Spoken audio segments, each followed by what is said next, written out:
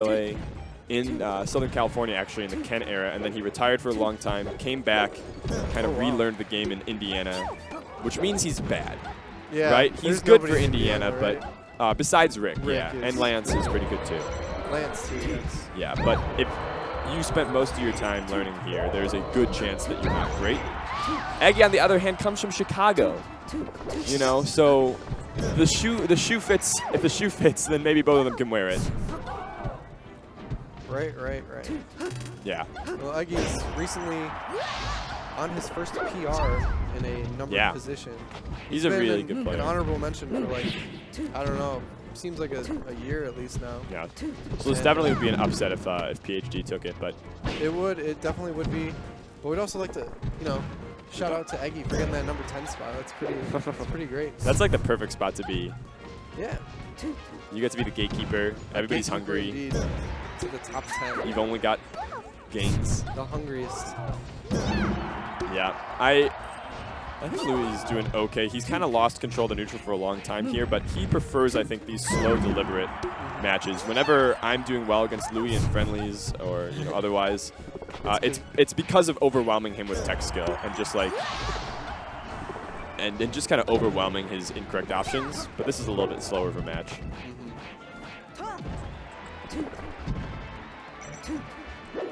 Oh, look at him going out there. Yeah, so you're saying there's a lot more decision making in this matchup than just. There's actually fewer decisions, but the decisions you make are more meaningful.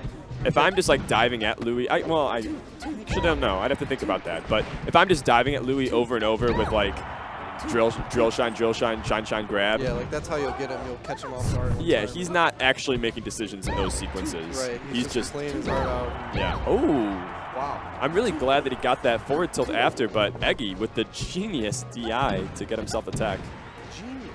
Genius. Ooh, look at that. That was pretty smart too. But 83%, not the best deficit to work from. Yeah, just a big slap from Eggy. PhD reels back in his chair. Definitely one of the most expressive players, known for literally just shouting at people while he was playing against them. He gets hype. That's crazy. He's like, oh!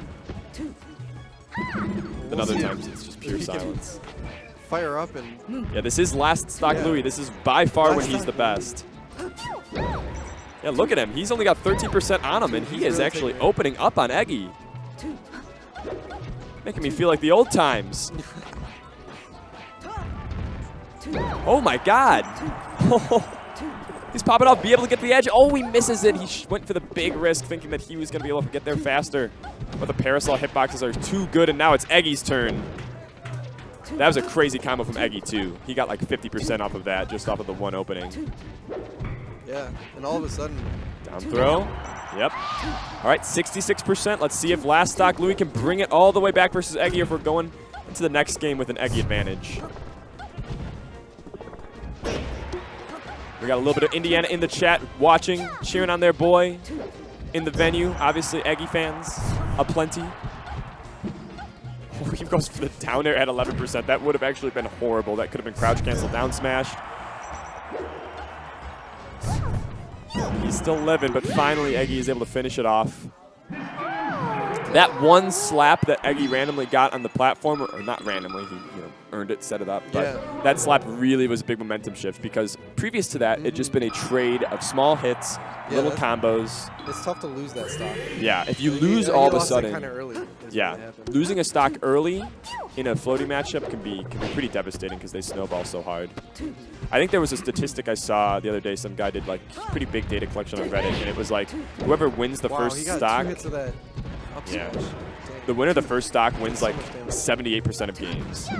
That's like, yeah, I mean, comebacks are incredibly rare in I don't know if it's just like if there's an obvious skill difference that the player who's way more skilled will probably take the first stock. I think that's part of it. Why that stat is that way. Well, I also think it's because when you're playing from behind, you get access to more tools. Right. Or I don't know or when you're playing from ahead. I don't think the statistic shows that though.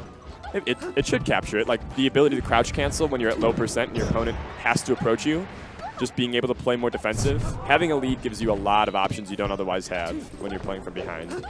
just in the gameplay itself. I think that leads can be even solidified before a stock is even lost. That's true too. So I think percent is actually more important than stock count, but in terms of the actual gameplay, I think there's a slight psychological effect to stock count and like. Yeah, there definitely is a psychological effect to losing the first stock. Yeah. Yeah. It was, oh, that stat was only from top 8 at Big House, so like the players were mostly similarly skilled. But obviously some top 8. Yeah. Dang. I bet it might be worse when you go down into the lower. I bet, like you said, what your effect that you're pointing out, just the skill discrepancy, I bet that it's like closer to 90–95% at the lower level. Yeah. But that's the kind of stat you kind of avoid talking about on commentary because it's like a comeback is 5% likely now. Yeah, we'll see. Last stock, Louis. I got the stats. I got the stats. It looks like Louis. It's curtains. Yeah, we didn't have the trusty bag comeback. Yeah. This is a little bit of a comeback starting from Louis. 43% is not as bad of a deficit as we've seen. Yeah. He's just got to be able to inch it back. It's okay if he loses this stock as long as... yeah.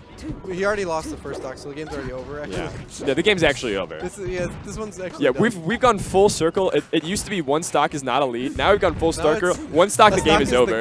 A stock is the game. Change melee to one stock. Speed up the bracket, and it's still accurate 85% of the time. That would be really weird. It would be, right? Return to the Street Fighter. We've been playing. Nobody would approach. That's one like really crazy thing about Smash Bros. It's always a lot of you have multiple lives. Yep. Round 2. Right, round 2. Fighting games. All right, so Louis came into the last stock with about this measure, 46%, so he needs to get the kill now. Otherwise, the gap is actually widening versus Eggy. And he wasn't able to, come back with that stock deficit either. So now he's got him off stage, and he's able to close it out. Yeah, Eggy expands his lead, so though. This is a pretty good situation for the Louis, you say?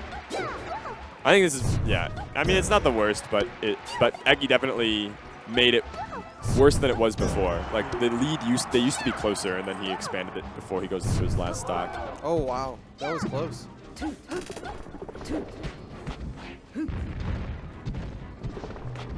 All right, going down again. Oh, he goes for a third one. Louis with the tech chases on Peach, and he gets 2 of them. There's that air dodge. Louis was not able to read it. He's got him off stage. Oh, wow, that air dodge might have saved his life and ends the set. Louis, with so much momentum, almost able to get the last stock. That was crazy. Just went really hard and then burned down in flames. Feels bad, man. Damn.